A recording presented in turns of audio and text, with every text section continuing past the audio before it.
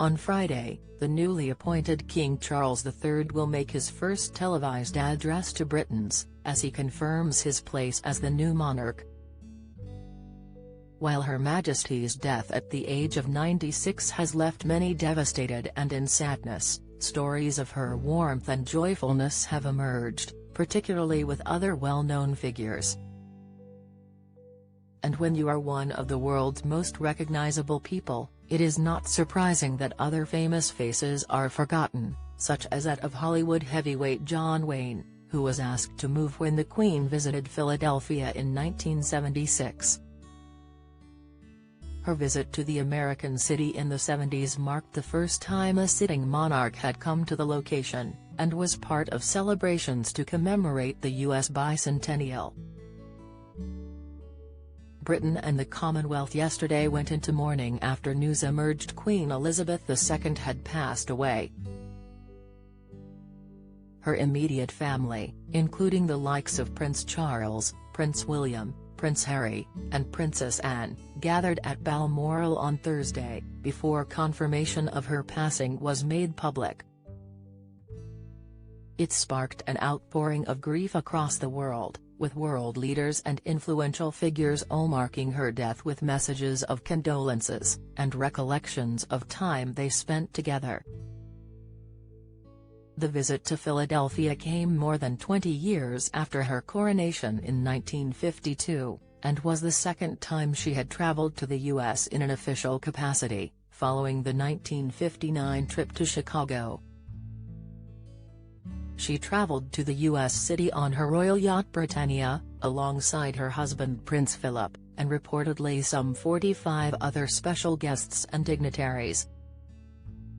The Philadelphia Inquirer reported at the time that a throng of revelers gathered to get a glimpse of the Queen, and that when they grew impatient with waiting, began chanting, "We want the Queen." It was even reported that 67-year-old man John Nery died of a heart attack waiting for her arrival. In one interaction during her trip, the Inquirer reported how the Queen capped her day in Philadelphia with a lavish dinner at the city's Museum of Art, where a supposed 300 guests gathered. The city's Daily News, however, noted at the time, one security worker failed to recognize actor John Wayne and asked him to step out of the Queen's path as she was entering. Sammy Davis Jr., though, declined to attend due to prior commitments when, then Mayor Frank Rizzo called for him, the Inquirer reported.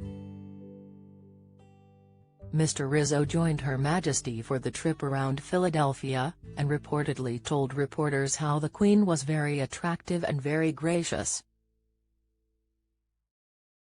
In a speech to onlookers, Her Majesty said, "It seems to me that Independence Day, the 4th of July, should be celebrated as much in Britain as in America. Not in rejoicing at the separation of the American colonies from the British Crown, but in sincere gratitude to the founding fathers of the great republic for having taught Britain a very valuable lesson. We lost the American colonies because we lacked the statesmanship to know the right time and the manner of yielding what is impossible to keep." Another highlight of the trip was when the Queen gave the city another Liberty Bell, and she went home with a piece of the original. The Inquirer reported that the mini Liberty Bell she was given was made from scraps collected when the cracked bell was drilled and a bolt inserted many years ago. The Queen reportedly said, "You know, this is one of the finest symbols of any country in the world. Everybody knows about the Liberty Bell." Her Majesty's death on September 8 will be marked on Friday with a minute's silence before King Charles III delivers a speech to the nation and Commonwealth. The Queen's funeral is expected to take place within the next 10 days.